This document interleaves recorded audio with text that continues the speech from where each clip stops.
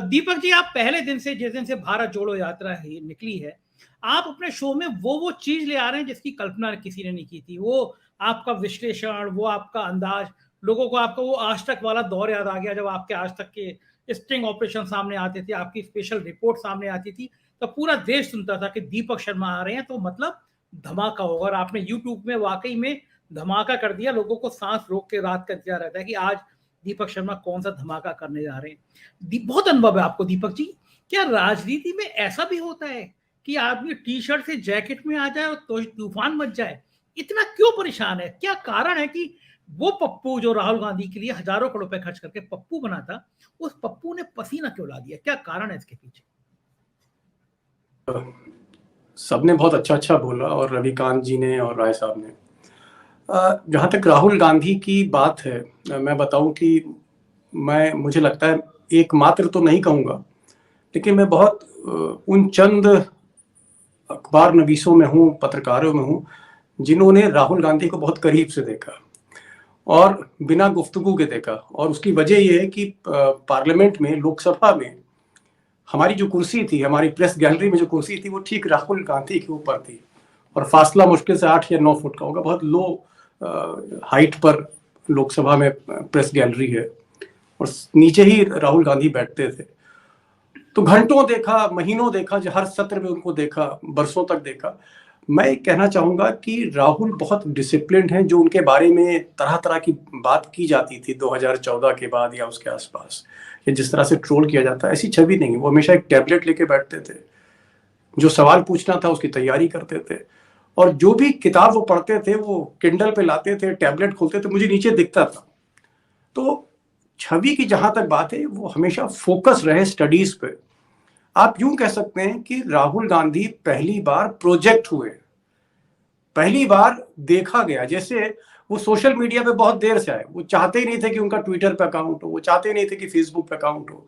जहां पर political parties उसी फेसबुक पे बन रही थी, आम आदमी पार्टी उसी फेसबुक पे क्रिएट हुई, पूरा पाटीदार आंदोलन जो है गुजरात का फेसबुक पे क्रिएट हुआ।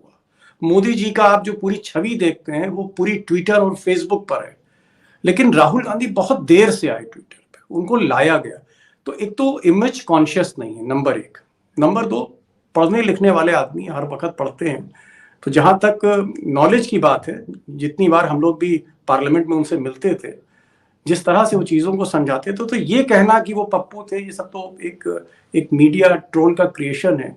और जहां तक आप शर्ट और जैकेट की बात कर रहे हैं, मुझे लगता है कि देश इस बात को नहीं देखता है कि एक आदमी है जो दिन में 4 बार कपड़े बदलता है, और एक आदमी ऐसा जिसने 4 महीने में कपड़े नहीं बदले।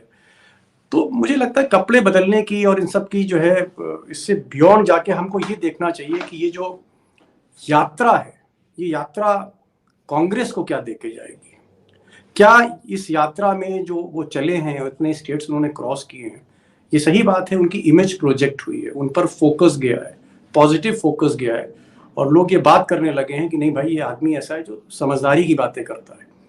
और जो वो नारा लेके चले हैं कि भाई नफरत के दौर में मोहब्बत की दुकान, एक बहुत अच्छा मैसेज है, लोग सुनते हैं। गरीबों के साथ जो उनका रुख है, जो सिंप्लिसिटी है, सादगी है। बट मैं फोकस हो रहा हूं कि इसका जो अल्टीमेट ऑब्जेक्टिव है 2024 में, क्या राहुल गांधी इस यात्रा के जरिए वोट को ट्रांसलेट कर पाएंगे कि नहीं कर पाएंगे। और सबसे बड़ा सवाल यह है कि मैं डेटा देख रहा था, और थोड़ा सा मैं विषय से अलग हट के बात कर रहा हूं, लेकिन फोकस बात कर रहा हूं। 2014 के बाद और 2019 के बीच जो इकोनॉमिक टाइम्स का डेटा है कि कांग्रेस का कौन सा वोट शिफ्ट हुआ है, उसमें 55%, 55% ब्राह्मण शिफ्ट हो गया, कांग्रेस से चला गया। 45% गैर ब्राह्मण सवर्ण चला गया, यानी काइस्ट ले लीजिए, भूमिहार ले लीजिए, उसमें क्षत्रिय ले लीजिए, बनिया ले लीजिए। ओबीसी 10% चला गया। ये मैं 2009 से 14 और 19 की बात कर रहा हूं।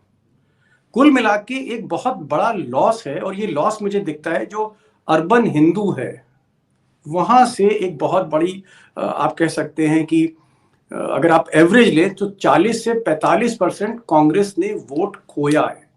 जहां तक दलित और शेड्यूल कास्ट की बात है, दलित और आदिवासियों की, उसमें ज्यादा डेंट नहीं है, 2-3% डेंट है जो हमेशा से जो अपोजिशन में पार्टी रहती, सत्ता में नहीं होती, वो होती है कहीं ना कहीं राज्यों में। मुस्लिम 45% था 2009 में भी, 14 में भी, अब भी।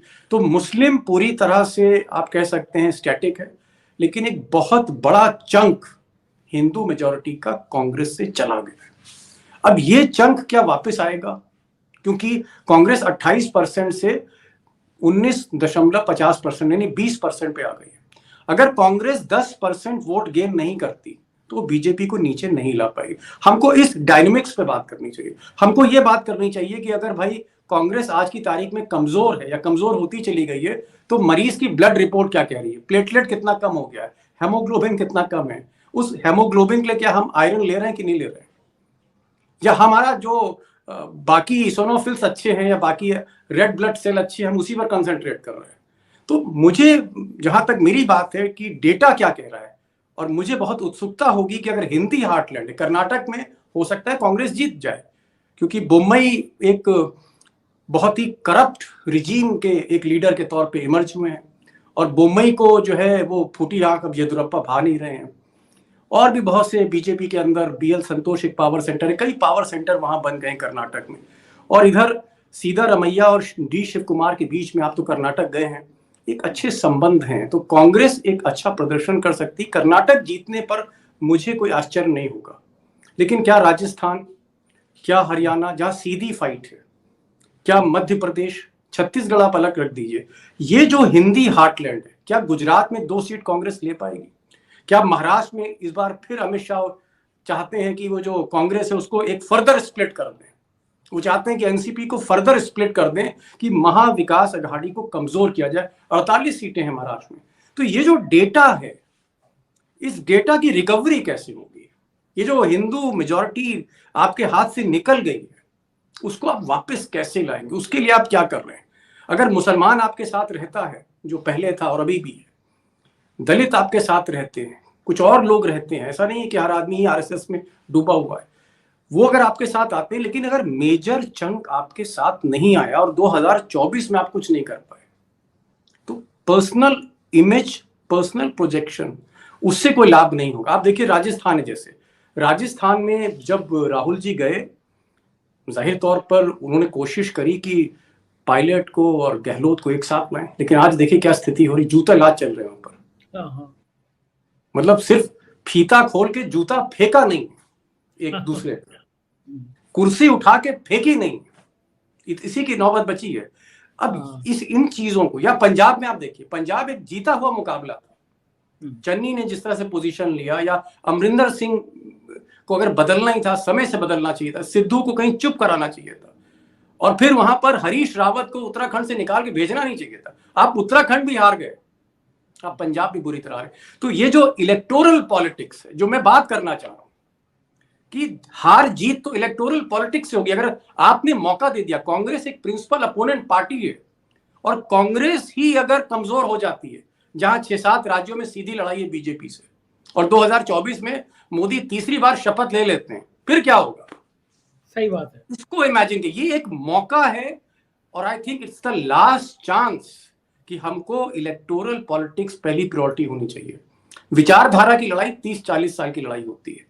आप विचारधारा की लड़ाई 2024 हार कर जीत सकते हैं, या 2024 जीत के आप विचारधारा की लड़ाई जीत सकते हैं, ये तय करना होगा। इन पैमानों पे बात होनी चाहिए, हम इन पैमानों पे बात नहीं कर रहे। असली जो मुद्दे हैं वो यही है कि क्या 2024 में आप बीजेपी को रोक पाएंगे? जिस तरह से हमारी कॉन्स्टिट्यूशनल बॉडीज, हमारी इंस्टीट्यूशंस, हमारी मीडिया, जुडिशरी का देखिए क्या हाल हो रहा है इस वक्त, जिस तरह का कॉलेजियम हटा के जिस तरह का नीतियां थोपी जा रही हैं किरण रिजिजू की जरिए। तो मेरा सिर्फ इतना ही कहना है कि कांग्रेस पर एक बहुत बड़ी जिम्मेदारी है, विपक्ष पर एक बहुत बड़ी जिम्मेदारी है कि 2024 एक आखिरी मौका है। अगर आपने नहीं रोका तो वो सारी चीजें बदल जाएंगी। हो सकता है 25 जनवरी को जो सोशल मीडिया पे बिल आ रहा है, जो उसमें संशोधन किए जा रहे हैं, जिस तरह से एक फैक्ट चेक यूनिट बनाया गया है PIB में, प्रेस इंफॉर्मेशन ब्यूरो में, हम और आप यहां भी ना बोल पाए। अगला जो हमला होगा वो सोशल मीडिया पे होगा, यूट्यूब पे होगा। तो हो सकता है कि 6 महीने के बाद न राय साहब होंगे, न रविकांत जी होंगे, फिर हमें राय साहब के घर जाना पड़ेगा, रविकांत जी से हम लखनऊ में मिलेंगे, किसी चाय की दुकान पे, वो जो लालबाग में शर्मा चाय वाला है, वहां मुलाकात होगी, बंद मक्खन खाएंगे, चाय पे बात होगी, और आप भी आएंगे, आपके घर आएंगे हम लखनऊ में। मैं ये कह रहा हूं कि इन हमलों को सोचिए, और ये हमले सिर्फ इलेक्टोरल पॉलिटिक्स से जीते जा सकते हैं, और इलेक्टोरल पॉलिटिक्स पे जीतने के लिए आपको 24 घंटे वोट सोचना है, जो मोदी और अमित शाह जैसे तिगड़मी सोचते हैं। कोई गवर्नेंस नहीं है। मोदी सुबह और शाम 24/7 एक ही काम है, पॉलिटिक्स ऑफ वोट। उनके जो भी फैसले हैं वोट को लेकर है। राहुल गांधी को इलेक्टोरल पॉलिटिक्स पर फोकस करना होगा। अगर आप इलेक्टोरल पॉलिटिक्स पे फोकस नहीं करते, विचारधारा की बात करते हैं, टी शर्ट पहने रहते हैं, आप बहुत अच्छे हैं, आप एकमात्र नेता हैं जो अडानी और अंबानी से कभी मिले नहीं, मेरी जानकारी में तो नहीं मिले कभी। आप सुब्रत राय सहारा के यहाँ भी कभी नहीं गए थे। आपकी इंटीग्रिटी है, आपकी सत्यनिष्ठा है, आपके पास कोई कार नहीं है, आप अपनी माँ की जो होंडा CR-V वो चलाते हैं। एक ऐसा नेता जिसके घर में टाइल्स नहीं है, टाइल्स उनकी बहन लगाती है आके वहां पर, 10-12 कपड़े हैं जोड़ी, ये सब बहुत अच्छी चीज है। जंग जीतनी है संजय जी, जंग, तो जंग की बात होनी चाहिए, आर्सेनल मजबूत होना चाहिए, जंग की स्ट्रैटेजी होनी चाहिए।